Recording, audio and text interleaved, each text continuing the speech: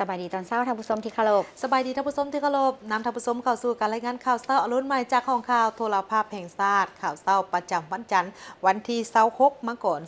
2026ข่าวพักนี้พบกับโฆษกพลงานสุธิพงศ์พร้อมด้วยข้าพเจ้าสุริวัลย์ผลเยี่ยมเจ้าในการนำเสนอข่าวเช้าในมื้อนี้สบายดีสบายดีตอนเช้าพลงานเจ้าสบายดีตอนเช้าหลังจากที่บ่ได้พบกันก็หลายมื้อสมควรสำหรับในการนำเสนอข่าวเช้ามื้อนี้ท่านผู้ชมข่าวเช้าในมื้อนี้เป็นมื้อวันจันทร์มื้อเริ่มต้นของการไปปฏิบัติหน้าที่เวียกงานเช่นเดียวกับบรรดานักเรียนนักศึกษาก็เช่นเดียวกันเนาะมื้อนี้เชื่อแน่ว่าตอนนี้หลายๆท่านก็กำลังกะเกียมในการออกจากบ้านจากเรือนเพื่อไปปฏิบัติหน้าที่เวียกงานตามปกติและพร้อมเดียวกันนี้ท่านผู้ชมข่าวเช้าในมื้อนี้ก็มีหลายข่าวที่น่าสนใจมานำเสนอต่อท่านผู้ชมเช่นเคยเฮาจะเริ่มต้นด้วยข่าวพิธีมอบหน้าที่ระหว่างเลขาคณะบริหารงานพรรคประธานส่วนกลางแนวเราสั่งชาติระหว่างผู้เก่าและผู้ใหม่โดยพิธีมอบนี้มันมีขึ้นในมื้อวันที่23มกราคม2026โดยการให้เกียรติเข้าร่วมของสหายทองลุ้นศรีสุริตเลขาธิการใหญ่คณะบริหารงานส่วนกลางพรรคประธานประเทศแห่งสาธารณรัฐประชาธิปไตยประชาชนลาวมีบรรดาสหายกรมการเมืองส่วนกลางพรรคสหายในคณะบริหารงานส่วนกลางแนวเราสั่งชาติพร้อมด้วยสมาชิกพรรคและพนักงานเข้าร่วมในพิธีสหายศิลวงศ์ขุดไพฑูรย์เลขาคณะบริหารงานส่วนกลางพรรคประธานส่วนกลางในเราสั่งชาติก็ได้ผ่านบทสรุปการซี่นำพาเวียกงานรอบด้านของตนตลอดระยะ5 ปีที่ผ่านมาจากนั้นต่างหน้าคณะจัดตั้งศูนย์กลางพรรคก็ได้ผ่านมติตกลงของกรมการเมืองศูนย์กลางพรรคประชาชนปฏิบัติลาวฉบับเลขที่03ทับกมสพและฉบับเลขที่05ทับกมสพว่าด้วยการอนุมัติให้พนักงานการนำขั้นสูงในโครงเขตองค์การแนวราวสั่งชาติออกพรรคการหับอุดหนุนบำนาญจำนวน2สหายคือสหายศิลวงศ์ขุดไพฑูรย์เลขาคณะบริหารงานศูนย์กลางพรรคประธานศูนย์กลางในเราสั่งชาติและสหายนางอินลาวันแก้วบุญพันธ์รองประธานศูนย์กลางในเราสั่งชาติออกพรรคการหับอุดหนุนบำนาญตามระเบียบหลักการพร้อมกันนั้นก็ได้ผ่านคำสั่งของกรมการเมืองศูนย์กลางพรรคประชาชนปฏิบัติลาวฉบับเลขที่03ทับกมสพลงวันที่16มกราคม2026ว่าด้วยการยกย้ายพนักงานการนำขั้นสูงไปรับหน้าที่ใหม่คือยกย้ายสหายกี่แก้วไข่คำพิทูลกรรมการกรมการเมืองศูนย์กลางพรรคของนายกรัฐมนตรีรับผิดชอบหน้าที่ใหม่เป็นเลขาคณะบริหารงานพรรคประธานส่วนกลางในรัฐสั่งชาติตามมติตกลงเลขที่10ทับกมสพให้เกียรติมอบข้อตกลงอนุมัติออกพรรคการรับอุดหนุนบำนาญและมอบข้อตกลงแต่งตั้งเลขาคณะบริหารงานพรรคประธานส่วนกลางในรัฐสั่งชาติผู้ใหม่โดยแม่นสหายทองลุ้นศรีสุริตในพิธีก็ได้มีการเซ็นบทบันทึกมอบหน้าที่ระหว่างสหายศิลวงศ์ขุดไพฑูรย์เลขาคณะบริหารงานพรรคประธานส่วนกลางในเราสั่งชาติผู้เก่าและสหายกี่แก้วไข่คำพิทูลเลขาคณะบริหารงานส่วนกลางพรรคประธานส่วนกลางในเราสั่งชาติผู้ใหม่ในโอกาสดังกล่าวนี้สหายทองลุ้นศรีสุริตก็ได้แสดงความย่องยอสมเสยและตีราคาสูงต่อกับการนำพาซี่น้ำของทางคณะพรรคคณะนำส่วนกลางในเราสั่งชาติตลอดระยะ5 ปีที่ผ่านมา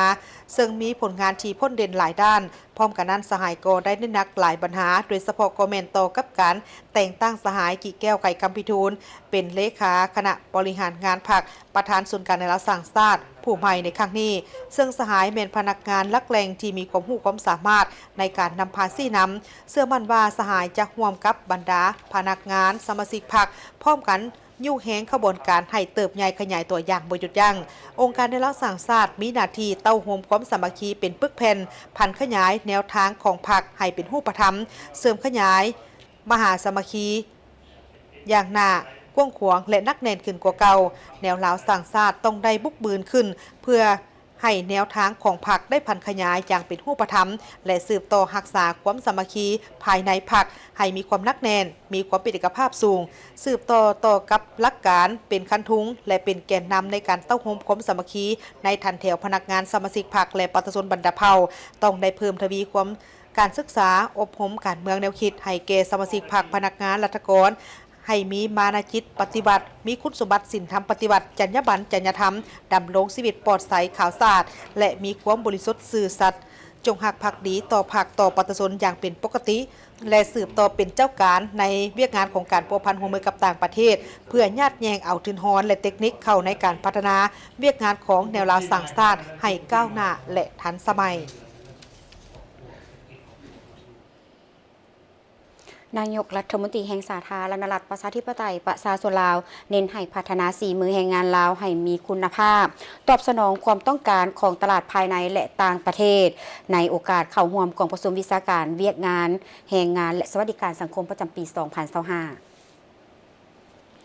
ในวันที่23 มังกร 2026 ทางสอนไซสิพันดอนนายกรัฐมนตรีได้เน้นให้กระทรวงแรงงานและสวัสดิการสังคมเอาใจใส่พัฒนาสีมือแรงงานลาวให้มีคุณภาพถึกหับหู้และสามารถตอบสนองตามความต้องการของตลาดทั้งภายในและต่างประเทศโดยต้องเฮ็ดเป็นระบบอย่างแข็งแรงกับหัวหน่วยแรงงานที่เป็นผู้นำไส้แรงงานตัวจริงโดยให้หัวหน่วยแรงงานเหล่านี้ได้เข้ามามีส่วนร่วมในการสร้างแผนความต้องการและการพัฒนาสีมือแรงงานให้หลายขึ้นและหับเอาแรงงานที่ได้ผ่านการฝึกอบรมที่มีคุณภาพเข้าสู่ตำแหน่งงานเลยเฮ็ดให้ผู้ออกแรงงานได้ฝึกทักษะมีความชำนาญงานมีระเบียบวินัยมีเวียกเฮ็ดงานทำที่มั่นเที่ยงมีรายรับสามารถพึ่งตนเองและเลี้ยงครอบครัวได้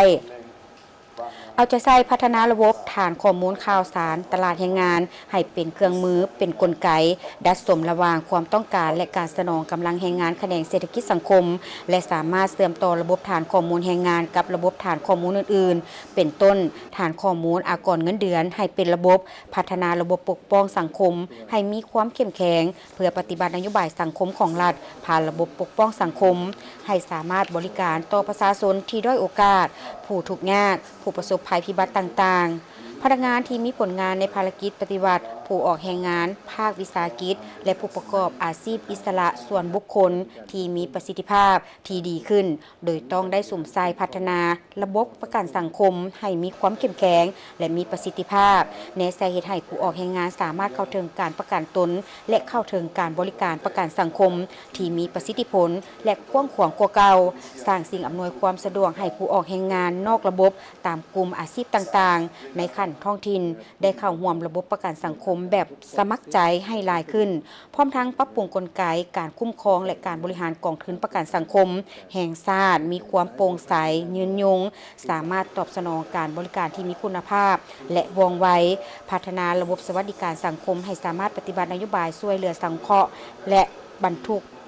รเทาทุกข์ให้ประชาชนที่ทุกข์ยากด้อยโอกาสและผู้ประสบภัยพิบัติต่างๆโดยส่งเสริมให้ทุกภาคส่วนในสังคมมีส่วนร่วมอย่างกว้างขวางเพิ่มทวีเอาใจใส่ปฏิบัติบรรดามาตรการป้องกันเพื่อลดพรความเสียหายจากภัยพิบัติการคุ้มครองช่วยเหลือแก้ไขฉุกเฉินและการฟื้นฟูคืนหลังภัยพิบัติที่รับประกันความทนทานปลอดภัยในอนาคตรวมทั้งเวียกงานแก้ไขระเบิดบ่ทันแตกที่ตกค้างให้มีประสิทธิผลหลายขึ้นสืบต่อเอาใจใส่ตั้งหน้าปฏิบัตินโยบายในการช่วยเหลือแก่ผู้ที่มีผลงานปฏิบัติชาติในเป้าหมายบุริมสิทธิ์ให้สำเร็จไว้ขึ้นแต่สิ่งสำคัญภาคส่วนที่รับผิดชอบอยู่กระทรวงและท้องถิ่นต้องมีความชัดเจนทางด้านข้อมูลและมีความเป็นเอกภาพกันหลีกเว้นปฏิบัตินโยบายซ้ำซ้อนหรือบ่ถึกเป้าพร้อมทั้งเอาใจใส่ติดตามให้เงินนโยบายที่รับประกันด้านความโปร่งใสยุติธรรมและมอบส่งหรือเบิกจ่ายให้ไปฮอดถึงเป้าหมายอย่างครบถ้วนสมทบงบประมาณของรัฐกับการปฏิบัติโครงการแสดงความรู้บุญคุณกตัญญูและประกอบส่วนจากสังคมต่อผู้ที่มีผลงานต่อการปฏิบัติและต่อประเทศชาติเวียกงานคุ้มครองการบริหารเวียกงานแรงงานและสวัสดิการสังคมต้องได้รับการสร้างความเข้มแข็งตามทิศคุ้มครองด้วยกฎหมายและระเบียบการให้มีความศักดิ์สิทธิ์โดยสมใจสร้างและปรับปรุงกฎหมายนิติกรรมลุมกฎหมายเพื่อเป็นเครื่องมือในการบริหารเวียกงานให้มีความศักดิ์สิทธิ์เอาใจใส่การจัดตั้งพันขยายนโยบายและสร้างวิสัยทัศน์แผนยุทธศาสตร์ในการพัฒนาเวียกงานแรงงานและสวัสดิการสังคมระหว่างส่วนกลางและท้องถิ่นให้มีความกลมเกลียวกว่าเก่าจะตั้งปฏิบัติบรรดาคาดหมายสู่ชนในปี 2026 ตามทิศที่กำหนดในแต่ละด้านโดยให้มีการแบ่งงานแบ่งความรับผิดชอบระหว่างกระทรวงและท้องถิ่นอย่างจะแจ้งเพื่อพร้อมกันจัดตั้งปฏิบัติให้เกิดผลอย่างเป็นรูปธรรมตัวจริงเพิ่มทวีการร่วมมือกับต่างประเทศบรรดาประเทศเพื่อนมิตรยุทธศาสตร์ภาคพื้นและสากลอย่างกว้างขวางเพื่อยัดแยงการระดมทุนแรงทุนและเทคนิควิชาการให้หลายขึ้นเพื่อประกอบส่วนเข้าในการพัฒนาเวียกงานแรงงานและสวัสดิการสังคมให้เติบใหญ่ขยายตัวได้มีการมอบรับหน้าที่ระหว่างเลขาคณะบริหารงานภาคหัวหน้าองค์การอัยการปฏิบัติสูงสุดระหว่างผู้เก่าและผู้ใหม่โดยพิธีมอบรับ หน้าที่ระหว่างเลขาคณะบริหารงานพรรคหัวหน้าองค์การอัยการปฏิบัติสูงสุดผู้เก่าและผู้ใหม่นี่มีขึ้นในเมื่อวันที่23มังกร2026นี่ภายใต้การเป็นประธานของสหายนางศรีใสฤเดชมุนโซนกรรมการกรมการเมืองศูนย์กลางพรรคคณะเลขาธิการศูนย์กลางพรรคหัวหน้าคณะจัดตั้งศูนย์กลางพรรคในพิธีสหายไซสนาโคตรภูธรกรรมการศูนย์กลางพรรคเลขาคณะบริหารงานศูนย์กลางพรรคหัวหน้าองค์การอัยการปฏิบัติสูงสุดผู้เก่าก็ได้มีการผ่านบทสรุปการซี่นำพาเวียกงานรอบด้านขององค์การอัยการปฏิบัติระยะ5 ปีที่ผ่านมานับแต่2021ถึง2025หลังจากนั้นต่างหน้าคณะจัดตั้งศูนย์กลางพรรคก็ได้อ่านคำสั่งของกรมการเมืองศูนย์กลางพรรคปฏิบัติลาวฉบับเลขที่06 ทับกมสพลงวันที่16มังกร2026และฉบับเลขที่09 ทับกมสพลงวันที่16มังกร2026มติตกลงของกรมการเมืองศูนย์กลางพรรคปฏิบัติลาวว่าด้วยการแต่งตั้งเลขาคณะบริหารงานพรรคแขวงขมวนฉบับเลขที่13 ทับกมสพลงวันที่16มังกร2026และฉบับเลขที่16 ทับกมสพลงวันที่16มังกร2026ว่าด้วยการแต่งตั้งเลขาคณะบริหารงานพรรคองค์การอัยการปฏิบัติสูงสุดและมติของคณะประจำสภาแห่งชาติว่าด้วยการรับร้องเอาการยกย้ายและแต่งตั้งพนักงานการนำขั้นสูงไปรับหน้าที่ใหม่ฉบับเลขที่03 ทับคปจลงวันที่19มังกร2026ต่อจากนั้นสหายนางศรีใสฤเดชมุนโสนก็ได้ให้เกียรติมอบบรรดาคำสั่งและมติและนิติกรรมเหล่านี้ให้แก่สหายไซสนาโคตรภูธรเลขาคณะบริหารงานพรรคหัวหน้าองค์การอัยการปฏิบัติสูงสุดผู้เก่าและสหายนางลีวงลาวลีเลขาคณะบริหารงานพรรคหัวหน้าองค์การอัยการปฏิบัติสูงสุดผู้ใหม่และหับโดยได้มีการร่วมกันลงนามในบทบันทึกการมอบหน้าที่ระหว่างเลขาคณะบริหารงานพรรคหัวหน้าองค์การอัยการปฏิบัติสูงสุดผู้เก่าและผู้ใหม่ตื่มอีกในโอกาสดังกล่าวนี้สหายนางศรีใสฤเดชมุนโสนก็ได้ให้เกียรติโอ้ล้มและก็ได้ให้ทิศซี่นำในหลายด้านโดยเฉพาะก็แม่นให้สืบต่อในการเอาใจใส่พันขยายมติคำสั่งก็คือแผน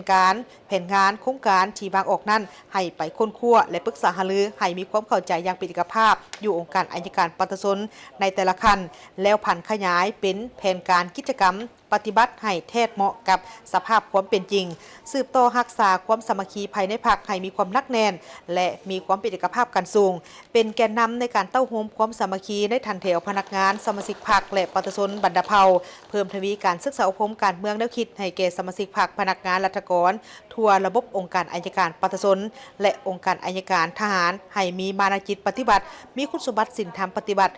จรรยาบรรณจรรยธรรมดำรงชีวิตปลอดใสข่าวสะอาดและมีความบริสุทธิ์ซื่อสัตย์จงหักภักดีต่อพรรคต่อปฏิบัติอย่างเป็นปกติต่อเนื่องและมีประสิทธิผลหลายขึ้นกว่าเก่าเอาใจใส่ในการพัฒนากงจักการจัดตั้งให้มีความหนักแน่นเข้มแข็งครอบด้านให้ถูกต้องตามกฎหมายอำนวยความสะดวกให้แก่ปฏิบัติเข้าถึงการบริการทางด้านกฎหมายหลายขึ้นและสามารถใช้สิทธิ์เป็นเจ้าของตนเองให้หลายขึ้นและสืบต่อเป็นเจ้าการในเวียกงานของการพัวพันร่วมมือกับต่างประเทศเพื่อญาติแยงเอาทุนฮ้อนและเทคนิคเข้าในการพัฒนาเวียกงานอัยการปฏิบัติให้ก้าวหน้าและทันสมัยคณะพอพันต่างประเทศศูนย์กลางพรรคเผยแพร่เอกสารหัวการจัดตั้งขอโทษเดี๋ยวขอไอก่อน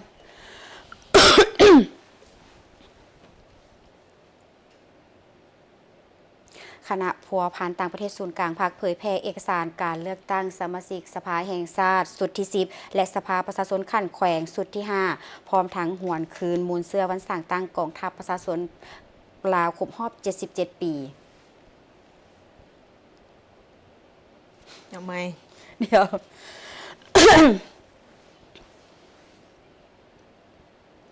คณะพัวพันต่างประเทศศูนย์กลางพรรคเผยแพร่เอกสารการเลือกตั้งสมาชิกสภาแห่งชาติสุดที่10และสภาประชาชนขั้นแขวงสุดที่5พร้อมทั้งหวนคืนมูลเสื้อวันสร้างตั้งกองทัพประชาชนลาวครบรอบ77 ปี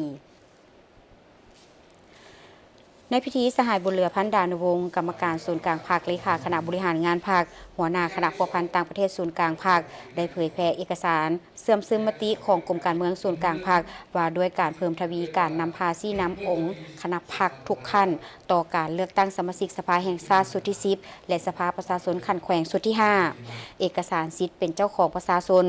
เนื้อในสำคัญของกฎหมายว่าด้วยการเลือกตั้งสมาชิกสภาแห่งชาติสุดที่10และสภาประชาชนขันแขวงสุดที่5พร้อมนั้นยังได้แนะนำเพิ่มเติมให้พนักงานคณะพัวพันต่างประเทศศูนย์กลางภาคเข้าใจแจ้งต่อแนวทางนโยบายของภาคระเบียบกฎหมายของรัฐเอาใจใส่ศึกษาโฮมการเมืองแนวคิดเสริมขยายน้ำใจหักชาติตั้งหน้ากะเกียมและเข้าร่วมขบวนการเลือกตั้งครั้งนี้โดยความเป็นเจ้าการและรับผิดชอบสูงในการเป็น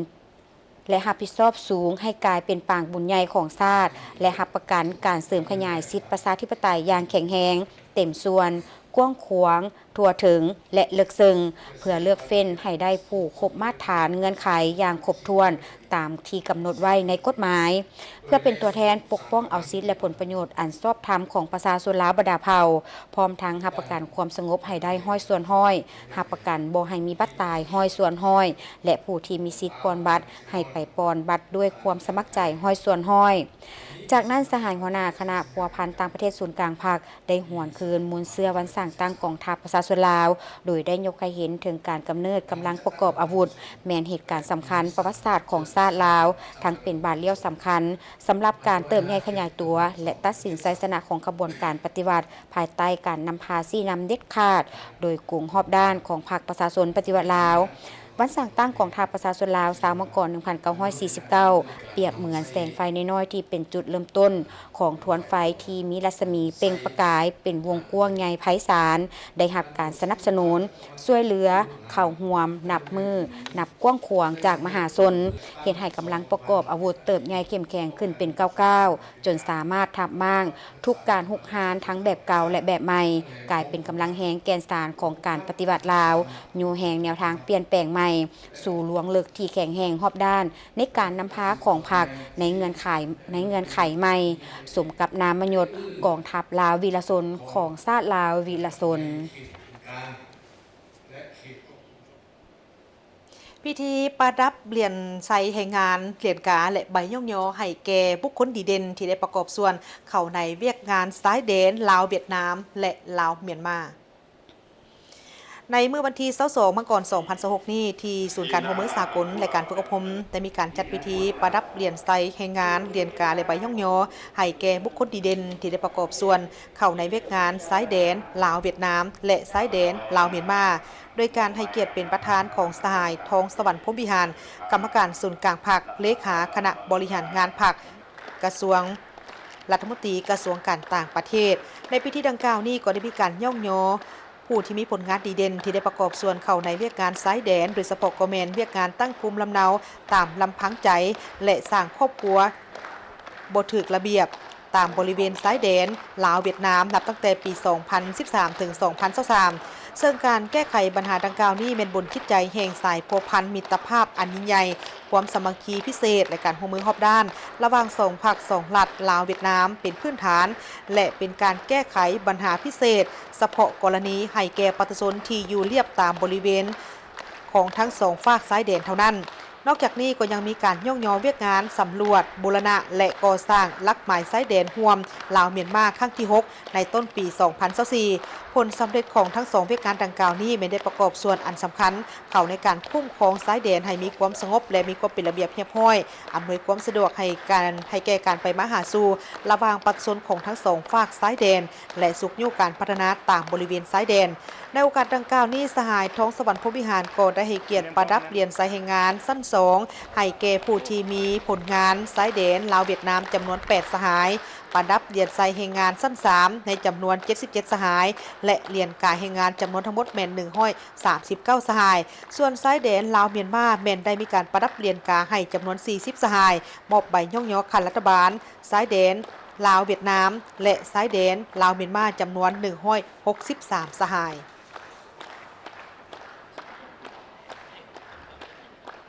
ท่านผู้ชมคณะบริหารงานสาวหนุ่มคณะโฆษณาพรมส่วนกลางภาคเผยแพร่ผลสำเร็จกองประชุมใหญ่ผู้แทนสาวหนุ่มทั่วประเทศสมัยที่ 9และประกาศการจัดตั้งคณะบริหารงานสาวหนุ่มคณะโฆษณาพรมส่วนกลางภาคสมัยที่ 5ซึ่งได้จัดขึ้นในวันที่ 22 มังกร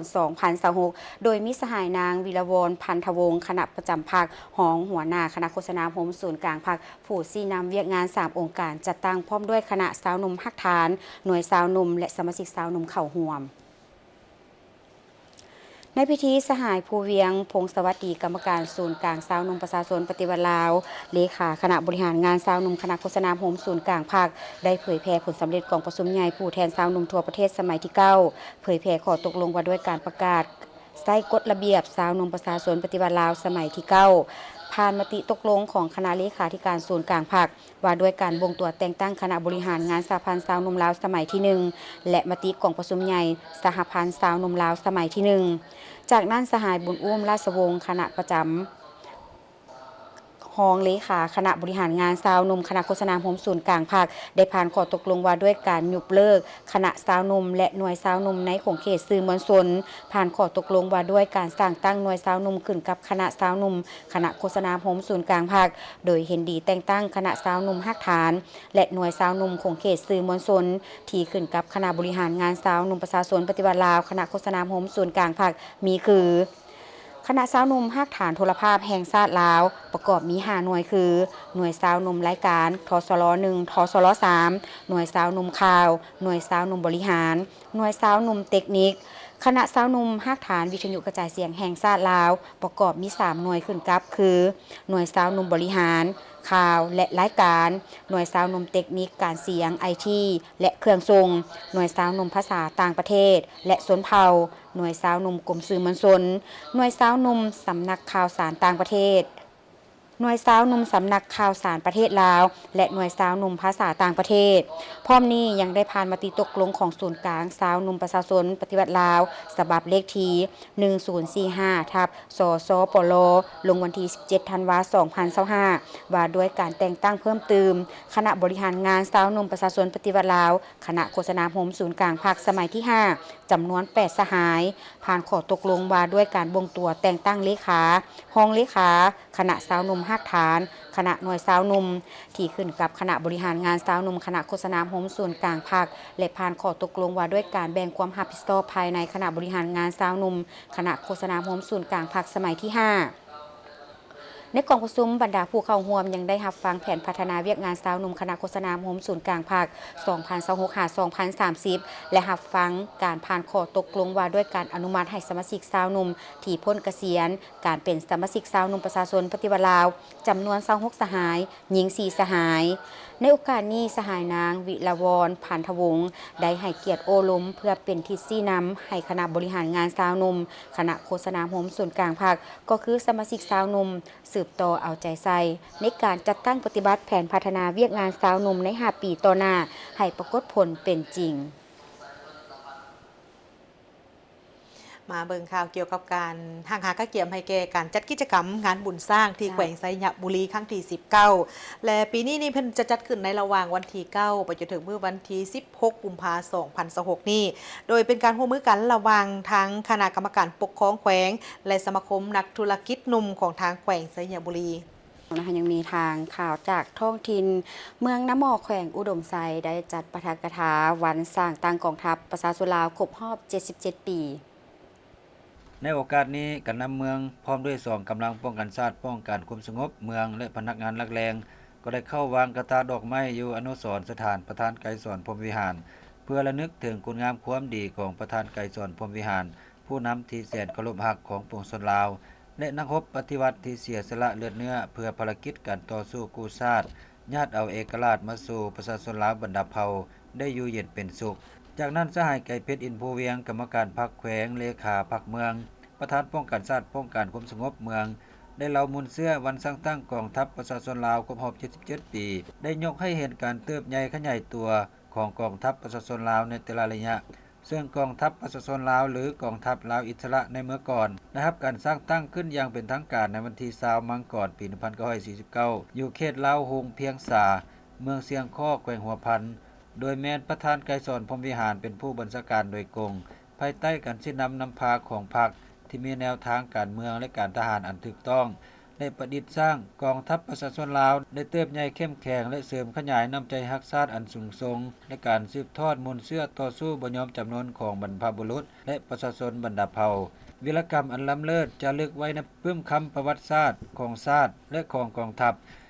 พประชาชนลาวได้เติบใหญ่ขยายตัวทั้งด้านปริมาณและคุณภาพกลายเป็นกองทัพปฏิวัติที่มีบรรดากลุ่มกองเหล่ารบพร้อมกับประชาชนลาวบรรดาเผ่าผู้รักชาติสู้รบเด็ดเดียวอาจหารยิ่งสู้รบก็ยิ่งเติบใหญ่เข้มแข็งยิ่งตีก็ยิ่งองอาจกล้าแกนและญาติได้ชัยชนะอันใหญ่หลวงขึ้นเรื่อยๆคนควายมหาชนก่อสร้างรากฐานการเมืองและเพิ่มพูนผลิตผลแก้ไขชีวิตกันเป็นอยู่ภายใต้การนำพาอันสลัดซองใส่เด็ดขาดโดยกงหอบด้านของพรรคประชาชนปฏิวัติลาวกองทัพเฮาได้ประกอบส่วนอย่างใหญ่หลวงเข้าในชัยชนะรวมของภารกิจต่อสู้เพื่อความเป็นเอกราชของประเทศชาติเพื่ออิสรภาพและความอยู่เย็นเป็นสุขของประชาชนลาวบรรดาเผ่าได้เฮ็ดสำเร็จภารกรรมประวัติศาสตร์ที่ภาครัฐและประชาชนมอบหมายให้นั่นแม่นการเอาชนะกับศัตรูผู้ฮุกหาญสามารถปลดปล่อยประเทศชาติอย่างสมบูรณ์และสถาปนาสาธารณรัฐประชาธิปไตยประชาชนลาวขึ้นในวันที่ 2 ธันวาคม 1975 อย่างสง่าผ่าเผยในโอกาสนี้ยังได้ผ่านมนต์เสื้อวันสร้างตั้งกองบัญชาการทหารแขวงดมไซครบรอบ 64 ปีและวันสร้างตั้งกองบัญชาการทหารเมืองนามอครบรอบ 63 ปีเติมอีกนอกจากนั้นทางคณะกรรมการปกครองของแขวงผู้ซี่นำเวียกงานของเขตวัฒนธรรมสังคมก็ได้ลงไปเคลื่อนไหวเวียกงานอยู่ที่แผนกสาธารณสุขของทางเมืองของแขวงพงศลีท่านอู่คำตุลพันธ์กรรมการประจำพรรคแขวงรองประธานคณะกรรมการปกครองแขวงผู้ซี้นำเวียกงานของเขตวัฒนธรรมสังคมขันแขวงได้ลงเคลื่อนไหวและซี้นำเวียกงานสาธารณสุขแขวงพงศลีโดยได้รับการต้อนรับจากท่านดร.ไสนุภาพสุจันทร์กรรมการพรรคแขวงหัวหน้าแผนกสาธารณสุขแขวงมีคณะแผนกตลอดฮอดพนักงานราชการภายในแผนกสาธารณสุขแขวงพงศลีเข้าร่วมท่านดร.ไสนุภาพสุจันทร์กรรมการพรรคแขวงหัวหน้าแผนกสาธารณสุขแขวงได้รายงานย่อสภาพการจัดตั้งปฏิบัติเวียกงานสาธารณสุขแขวงระยะผ่านมาซึ่งทั่วแขวงมีสถานที่บริการด้านสุขภาพทั้งหมด60แห่งโรงหมอแขวง1แห่งมี70เตียงนอนโรงหมอทหารแขวง1แห่งมี30เตียงนอนโรงหมอเมือง6แห่งมี110เตียงนอนสุขศาลา52แห่งมี156เตียงนอน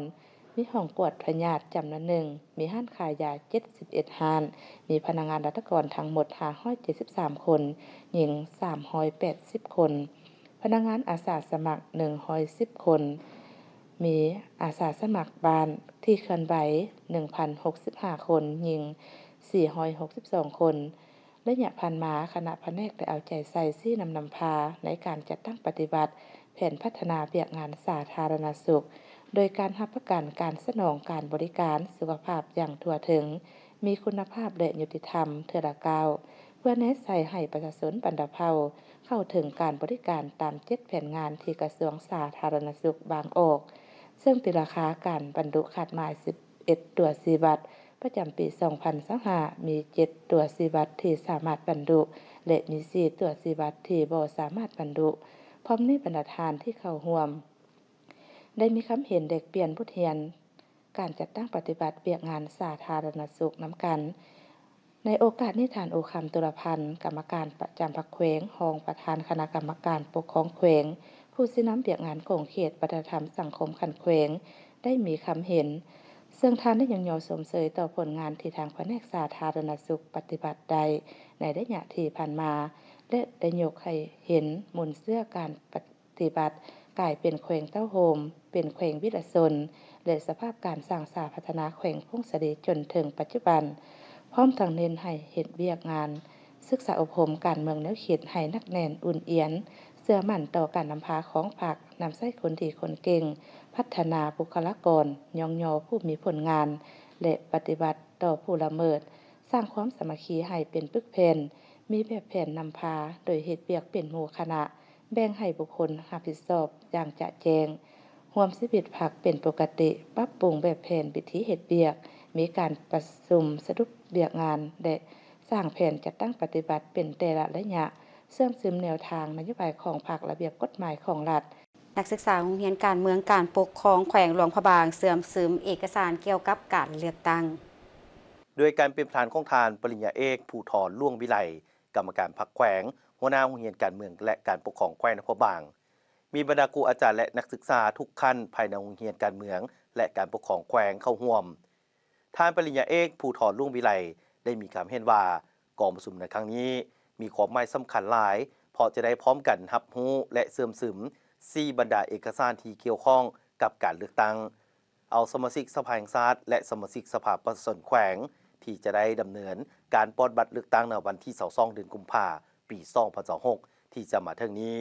เพื่อเป็นตัวแทนแห่งสิทธิและผลประโยชน์อันชอบธรรมของประชาชนบรรดาเผ่า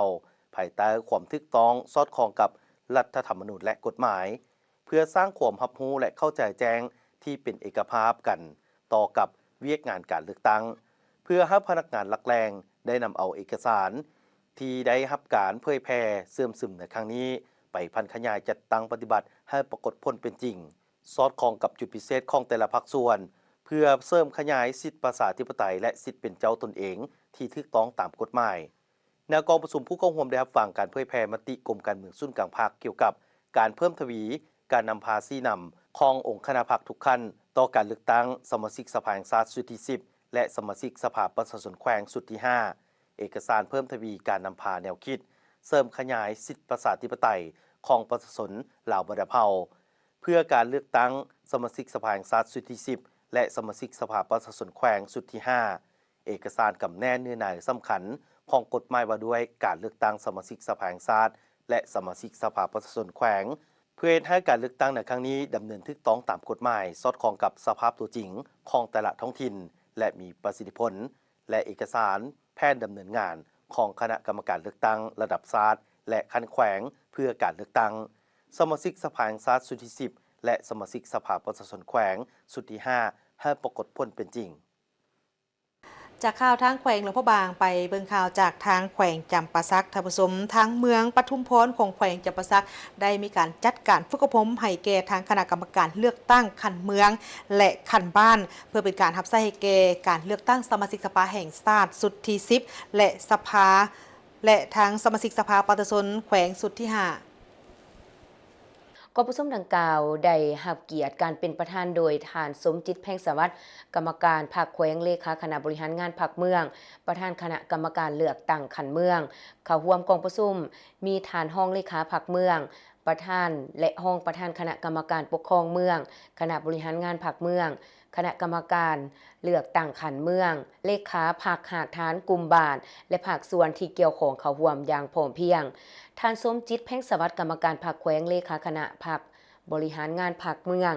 ประธานคณะกรรมการเลือกตั้งขันเมืองได้กล่าวว่า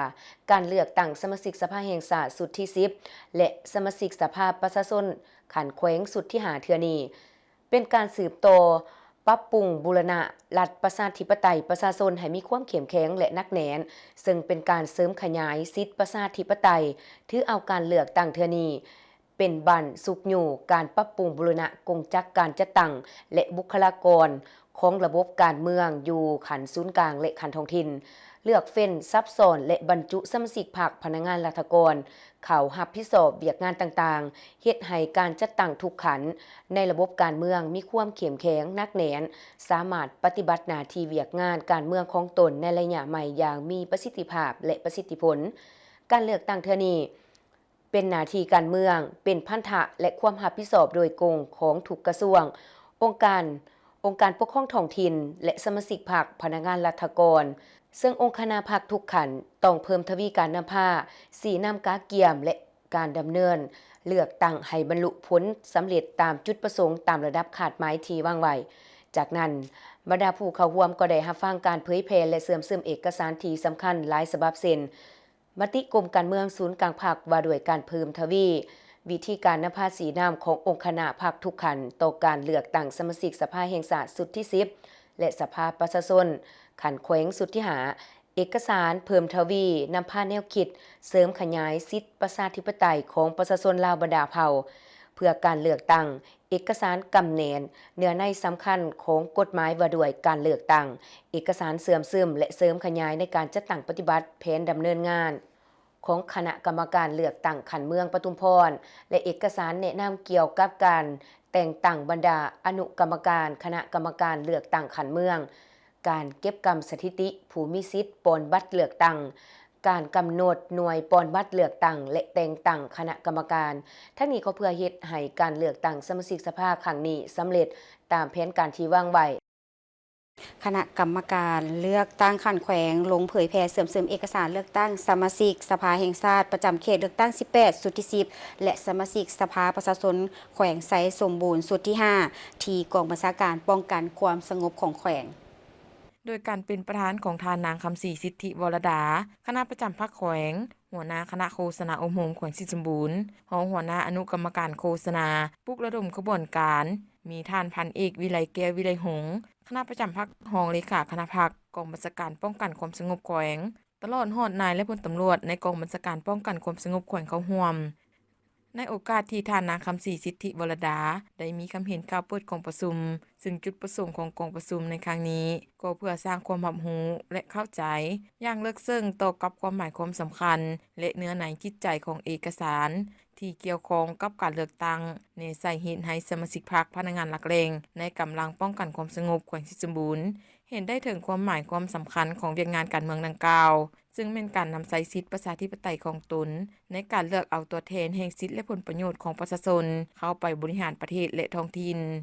โอกาสนี้ผู้เข้าร่วมได้รับฟังการเผยแพร่เสื่อมซึมบรรดาเอกสารที่สำคัญจำนวน4ฉบับเป็นต้นแมนเสื่อมซึมพันขยายมติกรมการเมืองศูนย์กลางพรรคว่าโดยการเพิ่มทวีนำพาสีนำขององค์คณะพรรคทุกคันต่อการเลือกตั้งสมาชิกสภาแห่งชาติสุดที่10สมาชิกสภาประชาชนแขวงสุดที่5เอกสารเพิ่มทวีนำพาแนวคิดเสริมขยายประชาธิปไตยของประชาชนลาวบรรดาเผ่าเพื่อการเลือกตั้งสมาชิกสภาแห่งชาติสุดที่10สมาชิกสภาประชาชนแขวงสุดที่5เนื้อในสำคัญของกฎหมายว่าโดยการเลือกตั้งสมาชิกสภาแห่งชาติและสมาชิกสภาประชาชนขั้นแขวงเพื่อการเลือกตั้งสมาชิกสภาแห่งชาติสุดที่10สมาชิกสภาประชาชนแขวงสุดที่5และเสื่อมซึมการจัดตั้งปฏิบัติแผนดำเนินงานของคณะกรรมการเลือกตั้งขั้นแขวงเพื่อการเลือกตั้งสมาชิกสภาแห่งชาติสุดที่10และสมาชิกสภาประชาชนแขวงสุดที่5โอกาสนี้ประธานกองประชุมยังได้เน้นหนักให้กำลังป้องกันความสงบแขวงเพิ่มทวีความรับผิดชอบในการรักษาความสงบและความเป็นระเบียบเรียบร้อยตลอดระยะการกาเกียมจนฮอดมือลงคะแนนเสียงเพื่อรับประกันให้การเลือกตั้งในขอบเขตเลือกตั้งที่18แขวงสิสมบูรณ์ดำเนินไปด้วยบรรยากาศอันฟดฟื้นและมีผลสำเร็จอย่างจบงามทางคณะกรรมการเลือกตั้งขันแขวงได้เผยแพร่พร้อมกับเสื่อมซึมเอกสารเลือกตั้งสมาชิกสภาแห่งชาติประจำเขตเลือกตั้งที่18สุดที่10และสมาชิกสภาประชาชนแขวงไซสมบูรณ์สุดที่5ให้แก่สมาชิกพรรคพนักงานหลักแหล่งเขตเศรษฐกิจโดยการเป็นประธานของทานนางคำศรีสิทธิวรดาคณะประจำพรรคแขวงหัวหน้าคณะโฆษณาอมหมแขวงสิสมบูรณ์รองหัวหน้าอนุกรรมการโฆษณาปลุกระดมขบวนการมีหัวหน้าห้องหัวหน้าแผนกการของเขตเศรษฐกิจบรรดาธนาคารรัฐวิสาหกิจบริษัทโทรคมนาคมและการสื่อสารตลอดฮอดพนักงานตำแหน่งประเภท5ขึ้นไปเข้าร่วมในกองประชุมผู้เข้าร่วมได้รับฟังการเผยแพร่เสื่อมซึมบรรดาเอกสารที่สำคัญจำนวน4ฉบับเป็นต้นแมนเสื่อมซึมพันขยายมติกรมการเมืองศูนย์กลางพรรคว่าด้วยการเพิ่มทวีการนำพาสีนำขององค์คณะพรรคทุกคันต่อการเลือกตั้งสมาชิกสภาแห่งชาติสุดที่10สมาชิกสภาประชาชนแขวงสุดที่5เอกสารเพิ่มทวีนำพาแนวคิดเสริมขยายประชาธิปไตยของประชาชนลาวบรรดาเผ่าเพื่อการเลือกตั้งสมาชิกสภาแห่งชาติสุดที่10สมาชิกสภาประชาชนแขวงสุดที่5เนื้อในสำคัญของกฎหมายว่าโดยการเลือกตั้งสมาชิกสภาแห่งชาติและสมาชิกสภาประชาชนขั้นแขวงเพื่อการเลือกตั้งสมาชิกสภาแห่งชาติสุดที่10สมาชิกสภาประชาชนแขวงสุดที่5และเสื่อมซึมการจัดตั้งปฏิบัติแผนดำเนินงานของคณะกรรมการเลือกตั้งขั้นแขวงเพื่อให้การเลือกตั้งสมาชิกสภาแห่งชาติสุดที่10สมาชิกสภาประชาชนแขวงสุดที่5ทางนี้ก็เพื่อสร้างความรับรู้และเข้าใจอย่างลึกซึ้งต่อกับความหมายความสำคัญและเนื้อในจิตใจของเอกสารที่เกี่ยวข้องกับการเลือกตั้งให้พนักงานรัฐกรนักธุรกิจและผู้ประกอบการในของเขตเศรษฐกิจกำได้เนื้อในจิตใจหลักการและขั้นตอนของการเลือกตั้งซึ่งแม่นการสร้างความเข้าใจเกี่ยวกับสิทธิและพันธะของพลเมืองลาวในการเลือกเอาตัวแทนของตนเข้าในองค์การอำนาจรัฐ และพร้อมทางเป็นการปลุกระดมให้ทุกภาคส่วนในขงเขตเศรษฐกิจมีส่วนร่วมอย่างต่างหน้ารับประกันให้การเลือกตั้งที่จะมาถึงดำเนินไปด้วยความสงบปลอดภัยมีความเป็นระเบียบเรียบร้อยและบรรลุผลสำเร็จตามคาดหมายที่วางไว้กองประชุมครบคณะบริหารงานภาคเมืองเพียงแขวงสยามบุรีครั้งที่ 5 สมัยที่ 9กองประชุมได้รับฟังการผ่านบทสรุปตีราคาการจัดตั้งปฏิบัติเวียกงานหอบดานประจำปี 2025 และทิศทางแผนการประจำปี 2026 รับฟังการผ่านแผนดำเนินงานประจำปี 2026 ของคณะบริหารงานภาคเมืองสมัยที่เก่าโดยได้ยกให้เห็นผลงานด้านดีที่ตั้งหน้าบทเรียนที่ท้อทอนใดและด้านอ่อนข้อคงคางที่จะต้องแก้ไขในต่อหน้าซึ่งในระยะ1 ปีผ่านมาเมืองเพียงแม้นรักษาได้เสถียรภาพทางด้านการเมืองสังคมมีความสงบปลอดภัยโดยพื้นฐานเวียกงานป้องกันศาสตร์ป้องกันความสงบได้เอาใจใส่สีนำกองร้อนแต่ละเขตออกเคลื่อนไหวขอบเขตรับผิดชอบพร้อมทางซุ้มใส่แก้ไขปรากฏการณ์ยอดฮอในสังคมอย่างตั้งหน้าโดยเฉพาะแม่นลงจัดตั้งปฏิบัติวาระแห่งศาสตร์ว่าด้วยการแก้ไขปัญหายาเสพติดติดพันกับการแก้ไขปรากฏการณ์ยอดฮอในด้านต่างๆเวียกงานเศรษฐกิจได้ซุ่มใส่ในการค้นคว้าท่าแห่งบ่มสอนเข้าในการพัฒนาเศรษฐกิจอย่างต่างหน้าเฮ็ดให้เศรษฐกิจของเมืองมีการขยายตัวในระดับเกือบ7ส่วน100ต่อปีรวมยอดผลิตภัณฑ์ภายในปี 2025 บรรลุ 1,800 กว่าตึกกีบเฉลี่ยใส่หัวคนหนึ่งใด28 ล้านกว่ากีบต่อคนต่อปีโดยสามารถจัดเก็บและรับได้ทั้งหมด7ตึกกว่ากีบลื่นแผนการปี20กว่าส่วน100สามารถผลิตเข้าได้ทั้งหมด 39,000 กว่าต้นเฉลี่ยใส่หัวคนหนึ่งใด600 กว่ากิโลต่อคนต่อปีการปลูกพืชเป็นสินค้าปฏิบัติใด 19,000 กว่าเฮกตาร์ผลผลิตได้ทั้งหมด 400,000 กว่าต้นการปลูกพืชเสบียงอาหารปฏิบัติใด 800 กว่าเฮกตาร์ผลผลิตใด 4,700 กว่าต้นการเลี้ยงสัตว์ก็ได้มีการขยายตัวสามารถตอบสนองศีลไข่และปลาเฉลี่ยใส่หัวคนหนึ่งใด 50 กว่ากิโลต่อคนต่อปีอันผลเด่นแม่นได้สุกอยู่ประชาชนบรรดาเผ่าประกอบส่วนทื่นฮ้อนเข้าในการก่อสร้างเส้นทางซอยเบตงอยู่ภายในบ้านของตนได้ทั้งหมด9บานมี10เส้นยาว 2,000 กว่าเมตรรวมมูลค่า2ตึกกว่ากีบด้านวัฒนธรรมสังคมก็มีหลายด้านได้บรรลุตามคาดหมายและในโอกาสนี้บรรดาผู้เข้าร่วมกองประชุมได้ประกอบคำคิดคำเห็นเพื่อพร้อมกันสอบหาวิธีแก้ไขบรรดาด้านอ่อนที่ยังคงค้างกองประชุมที่มีความหมายความสำคัญนี้สหายอาเมทรงเยเล่งกรรมการประจำพรรคแขวงห้องประธานคณะกรรมการปกครองแขวงสยามบุรีได้มีคำเห็นอารมณ์สหายได้แสดงความยอมยอสมเสยต่อกับผลงาน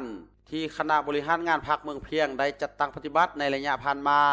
พร้อมทางเน้นให้เอาใจใส่เพิ่มทวีศึกษาห่มการเมืองแนวคิดให้แก่ท่านแถวสมาชิกพรรคพนักงานและประชาชนบรรดาเผ่าให้มีความหนักแน่นเข้มแข็งมีความเชื่อมั่นต่อแนวทางนโยบายและการนำพาที่ถูกต้องของพรรคสร้างให้ได้ความสามัคคีเป็นปึกแผ่นของประชาชนบรรดาเผ่าและสังคมต่างๆในสังคมเพื่อพร้อมการจัดตั้งปฏิบัติหน้าที่การเมืองก็คือแผนพัฒนาเศรษฐกิจสังคมให้บรรลุตามคาดหมายตามแผนยุทธศาสตร์ของเมืองที่ว่าสร้างเมืองเพียงให้เป็นเมืองผลิตเสบียงอาหารติดพันกับการปรุงแต่งส่งออกพัฒนาการบริการทางพานและการท่องเที่ยวที่เป็นมิตรกับสิ่งแวดล้อมและในโอกาสเดียวกันนี้ก็ได้มีพิธีประกาศวงตัวแต่งตั้งกรรมการพรรคเมืองจำนวน2สหายตึมอีกได้มีนิทรรศการวางแสดงผลงานทางวิชาการและการรายงานผลของการค้นคว้าวิจัยประจำศกเฮียน 2025-2026 ของทางวิทยาลัยครูปากเซในพิธีท่านสมใส่เทพสมบัติผู้อำนวยการวิทยาลัยครูปากเซกล่าวว่าการจัดงานนิทรรศการวิทยาศาสตร์และรายงานผลค้นคว้าวิจัยของวิทยาลัยครูปากเซประจำศกเฮียน 2025-2026 จัดขึ้นโดยมีจุดประสงค์เพื่อเป็นการกระตุกสุกโยให้พนักงานครูอาจารย์และนักศึกษาในการนำเอาบทเรียนความรู้ความสามารถที่เป็นนวัตกรรมอันใหม่ๆโดยเฉพาะนวัตกรรมทางด้าน AI ที่กำลังเข้ามามีบทบาทในการดำรงชีวิตของมนุษย์เพื่อนำมาใส่เขาในการพัฒนาการเรียนการสอนพร้อมเดียวกันก็เป็นการปลุกระดมให้ทุกคน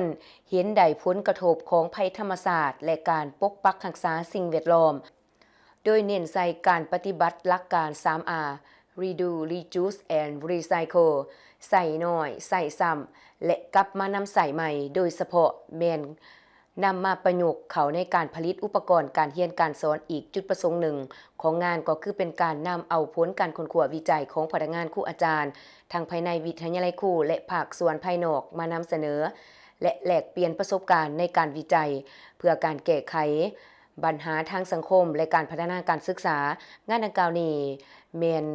การรวบรวมเอาบรรดาผลงานการผลิตสื่อและนวัตกรรมกิจกรรมการเรียนการสอนในแต่ละสาขาวิชาเพื่อนำมาวางแสดงโดยเน้นใส่การนำใส่นวัตกรรมใหม่วัตถุที่หาได้ง่ายจากธรรมศาสตร์จากวัตถุที่เศษเหลือนำมาใส่ให้เป็นงบประมาณตามความคิดคอนเซปต์ของงานนอกจากนี้ยังได้เชิญเอาบรรดานักค้นคว้าทั้งภายในและภายนอกเพื่อนำเอาผลงานการค้นคว้าวิจัยของตนนำเสนอในโอกาสที่เขาร่วมในพิธีศาลสมบูรณ์เทื่อมวงศาห้องประธานคณะกรรมการปกครองแขวงจำปาสักได้มีคำเห็นว่างานนิทรรศการและรายงานผลค้นคว้าวิจัยของวิทยาลัยครูปากเซในครั้งนี้สุดที่มีความหมายความสำคัญยิ่งก็คือการแสดงให้เห็นถึงความเติบใหญ่เข้มแข็งทางด้านวิชาการในการก่อสร้างและพัฒนาครูเพราะงานครั้งนี้นอกจากเป็นการยกบทบาทครูอาจารย์ตามทิศทางของรัฐบาลแล้วยังได้พร้อมกันนำเอาผลงานในการจัดการเรียนการสอนและการค้นคว้าวิจัยพร้อมกันประดิษฐ์สร้างใหม่ๆมาเผยแพร่สร้างเงื่อนไขในการต่อยอดให้เกิดดอกออกผลตัวจริงอีกด้วยเมืองบริคันแขวงบริคำไซเปิดฟูมโฮมให้มหาชนก้าวหน้าที่จะขยายเป็นสมาชิกพรรคประชาชนปฏิวัติลาวสุดที่ 2 ประจำปี 2025 การเปิดห้ำเหียนในครั้งนี้แม่นได้ปฏิบัติตามมติตกลงของคณะประจำพรรคเมืองบริคันฉบับเลขที่02ทับคปพมลงวันที่6มังกร2026ว่าด้วยการเปิดห้ำเหียนสนับสนุนและกฎระเบียบของพรรคประชาชนปฏิวัติลาวให้มหาชนผู้ก้าวหน้าการเสริมเอกสารเป้าหมายการขยายพรรคประชาชนปฏิวัติลาว13คำถาม13คำตอบให้มหาชนผู้ก้าวหน้า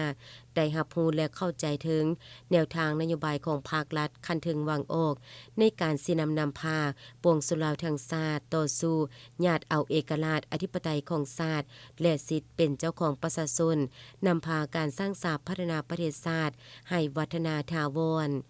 และในตอนท้ายของพิธียิ่งใดมอบใบยั่งยืนให้มหาชนผู้ก้าวหน้าที่ใดผ่านการฝึกอบรมและได้เน้นให้มหาชนที่ก้าวหน้าจงได้พร้อมกันเอาใจใส่ปฏิบัติตามระเบียบของพรรคประชาชนปฏิวัติลาวให้กลายเป็นสมาชิกพรรคที่เข้มแข็งในต่อหน้าวันนี้คือการรายงานข่าวเหตุการณ์ต่างๆที่เกิดขึ้นอยู่ทางภายในและต่างประเทศในการนำเสนอข่าวเช้าในมื้อนี้พบกันได้ใหม่ในการรายงานข่าวภาคต่อไปส่วนข่าวภาคนี้โฆษกทั้งสองพร้อมกับทีมข่าวเช้าลาท่านผู้ชมไปด้วยเวลาเพียงเท่านี้สบายดี